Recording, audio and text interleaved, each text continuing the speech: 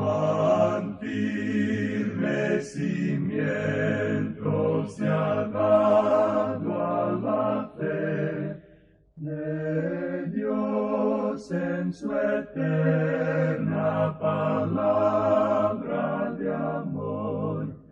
Con el propósito de compartir con usted las inmutables verdades de la palabra de Dios, presentamos A través de la Biblia, un estudio detallado y sistemático de toda la Biblia que le ayudará a conocer lo que Dios ha revelado para nuestro provecho espiritual.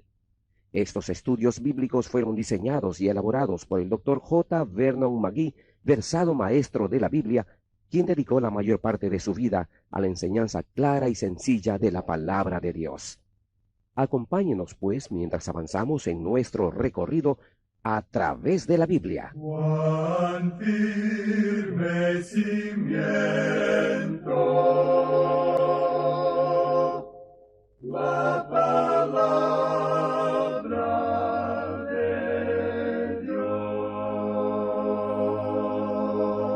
Es un gozo estar nuevamente con usted, amigo oyente, para traerle otro estudio de la serie A través de la Biblia. Continuamos hoy, amigo oyente, nuestro estudio en el libro de Mateo, en el Nuevo Testamento, y vamos a comenzar con el capítulo 1, porque solamente pisamos el umbral de este Evangelio en el programa anterior, y todo lo que hicimos fue presentar una introducción. Ahora confiamos comenzar con este capítulo hoy, y si tiene usted su Biblia abierta en esta porción de la Palabra de Dios, comenzaremos en unos instantes.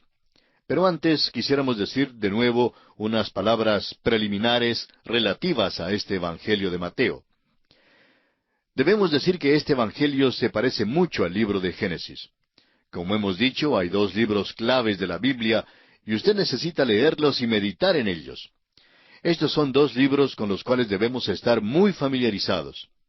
Creemos que es importante meditar cuidadosamente al leer estos libros. Este pensamiento es presentado por un profesor de un seminario, quien acostumbraba a decir a sus estudiantes que en lugar de contar ovejas cuando no les era posible conciliar el sueño, lo que tenían que hacer era leer y meditar en el libro de Génesis, y luego leer y meditar en el libro de Mateo, capítulo por capítulo. Por ejemplo, ¿de qué trata el capítulo 1? ¿De qué trata el capítulo 2?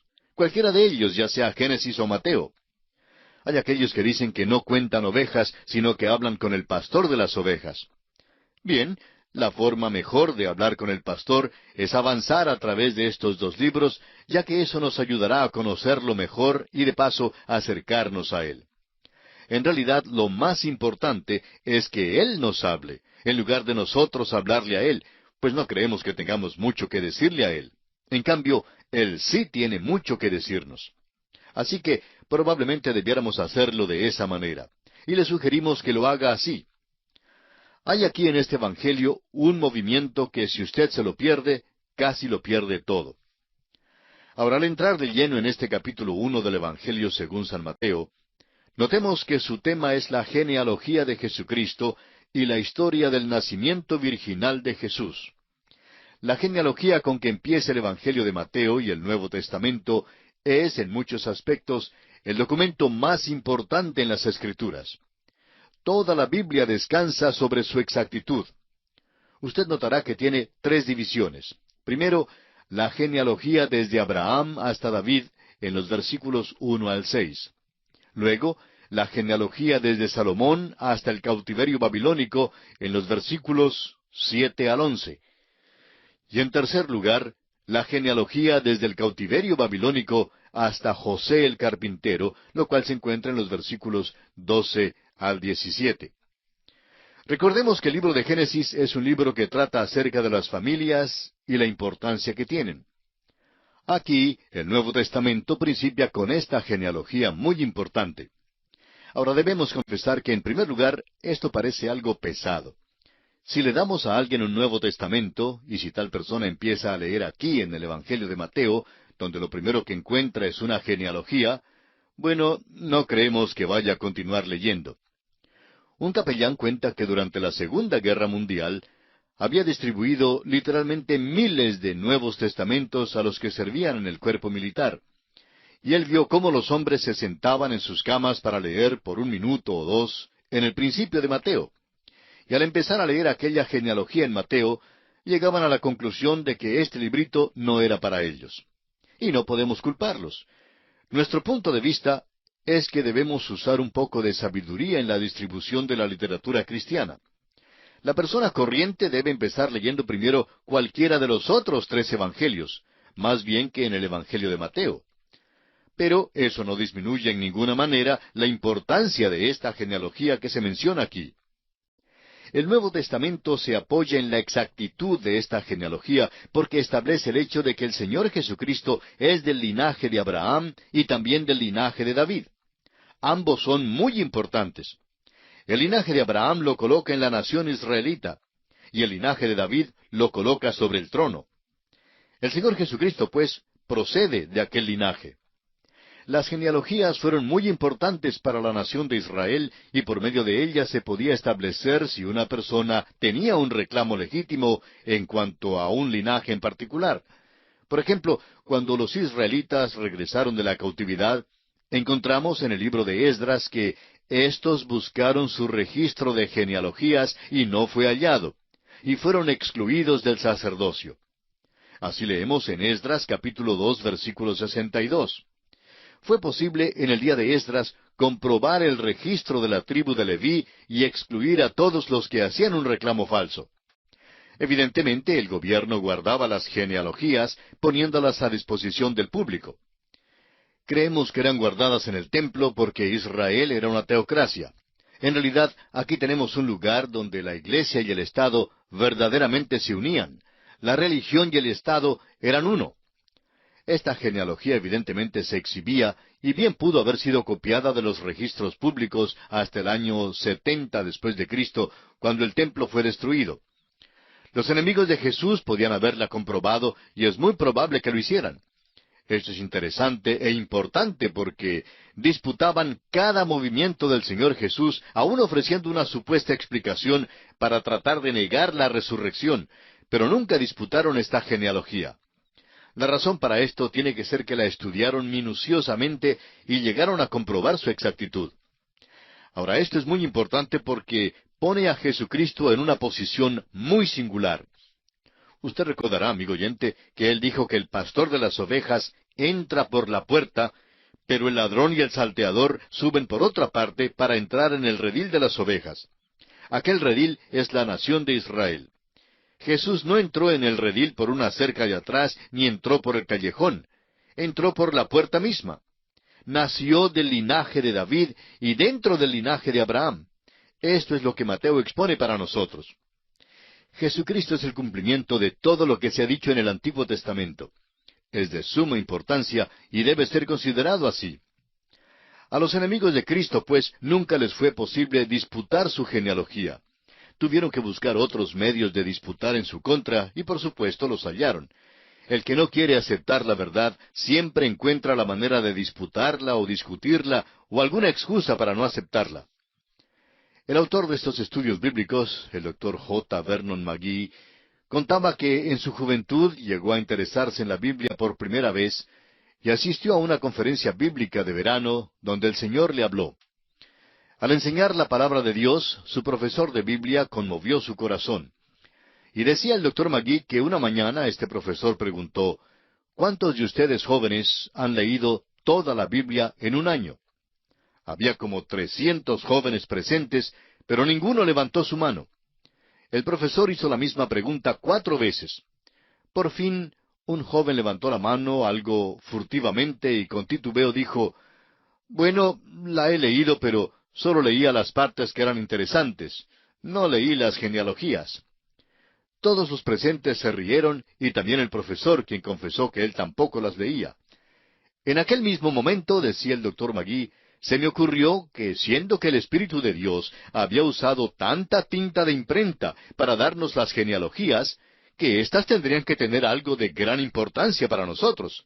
Así pues, amigo oyente, quisiéramos dedicar nuestra atención muy especial a esta genealogía en Mateo porque es muy importante.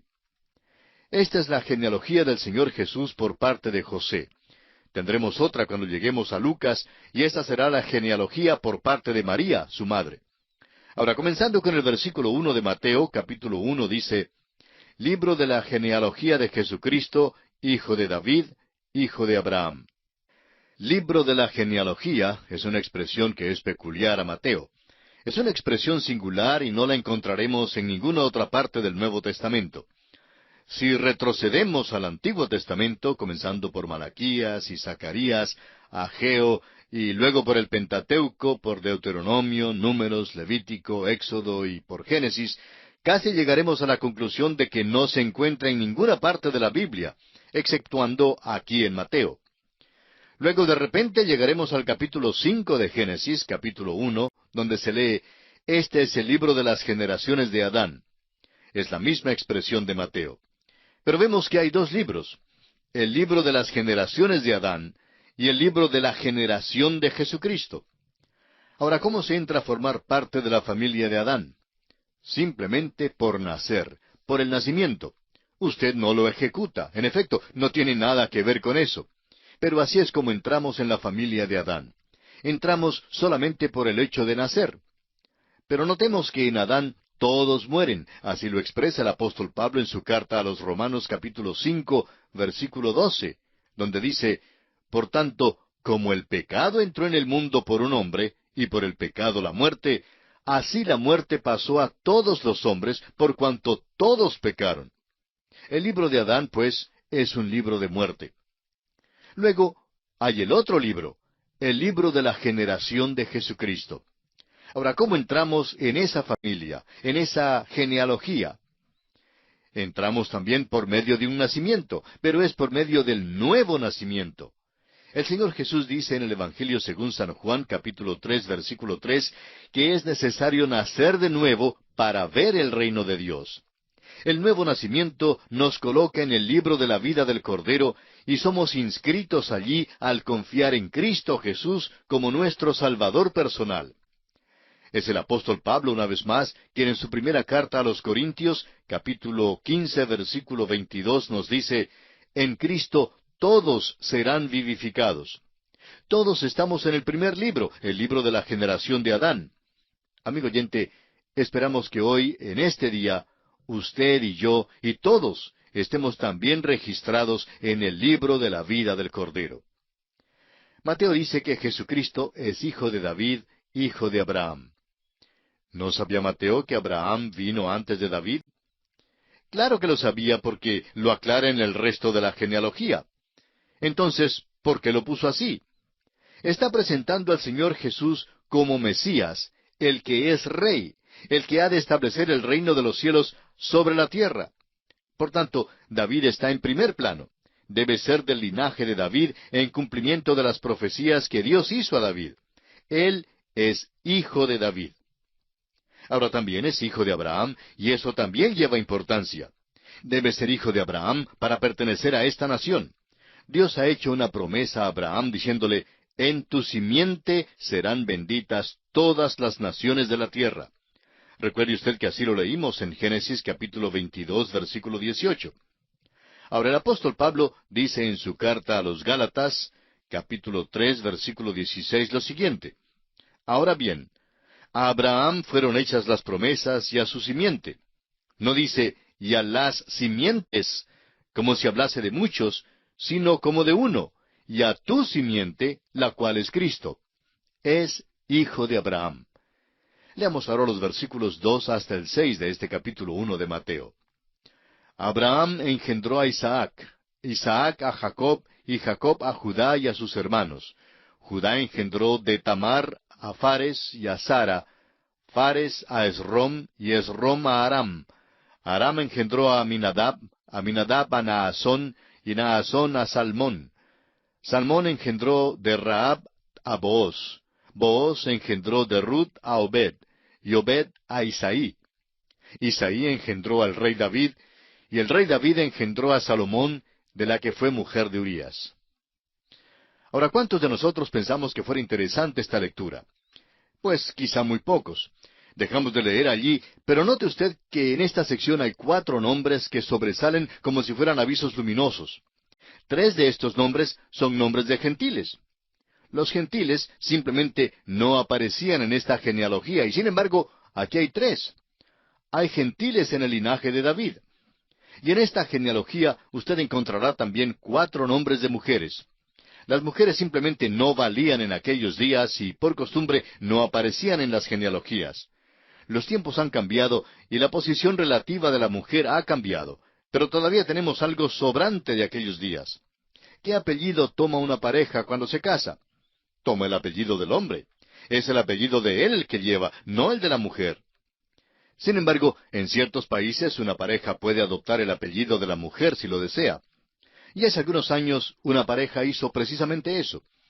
Puede hacerse legalmente, pero todavía es la genealogía del hombre la que se toma en cuenta y no la de la mujer. Sin embargo, estas 4 mujeres aquí aparecieron en la genealogía de Jesucristo. Tamar es la primera y se menciona en el versículo 3. Su historia se encuentra en Génesis capítulo 38. Este capítulo es uno de los peores en toda la Biblia, si se me permite la expresión. Tamar apareció en la genealogía porque fue pecadora. Ahora, Rahab es la próxima y es mencionada en el versículo 5 de Mateo capítulo 1. No es una persona muy buena en la historia que aparece en Josué capítulo 2. Pero llegó a ser una mujer maravillosa después que llegó a un conocimiento del Dios vivo y verdadero. El escritor a los Hebreos en el capítulo 11, versículo 31 nos dice, «Por la fe Rahab la ramera no pereció juntamente con los desobedientes, habiendo recibido a los espías en paz». Apareció en la genealogía de Cristo por la sencilla razón de que creyó. Tuvo fe. Y note usted la progresión aquí. Venga como pecador y luego tienda la mano de fe.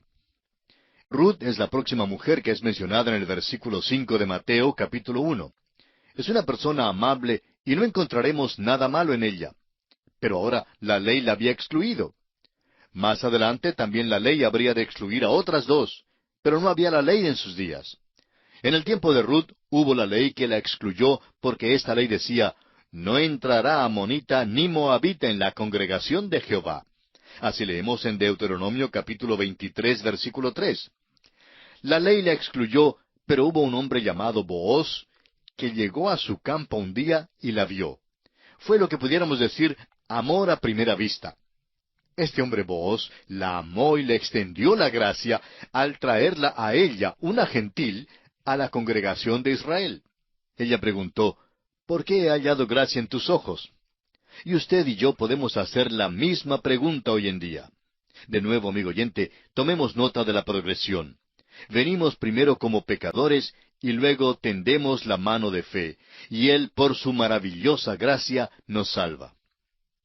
Ahora, a Betsabé no se la menciona por nombre aquí en el capítulo 1 de San Mateo, pero es llamada la que fue mujer de Urías, en el versículo 6. Su nombre no se menciona aquí porque su adulterio con David no fue un pecado del cual ella era culpable. Fue el pecado de David, y David fue quien realmente tuvo que pagarlo, y lo pagó.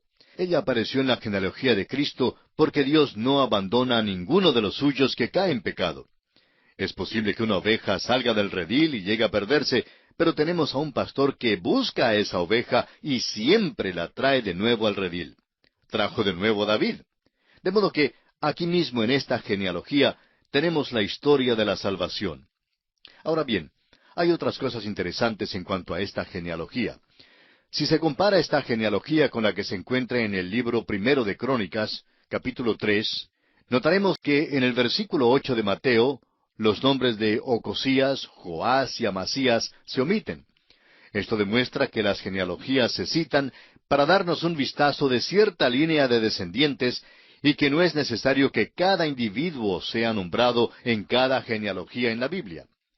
Creemos que debemos recordar esto en las genealogías que aparecen en Génesis antes del diluvio. No son necesariamente genealogías completas, pero están allí para trazar ciertos linajes. Nosotros creemos que el hombre ha estado en esta tierra por muchísimos años más que la fecha que aparece en los márgenes de muchas ediciones de la Biblia. Recordemos que estas fechas son dadas por el historiador Ussher y no son parte íntegra de la Biblia misma.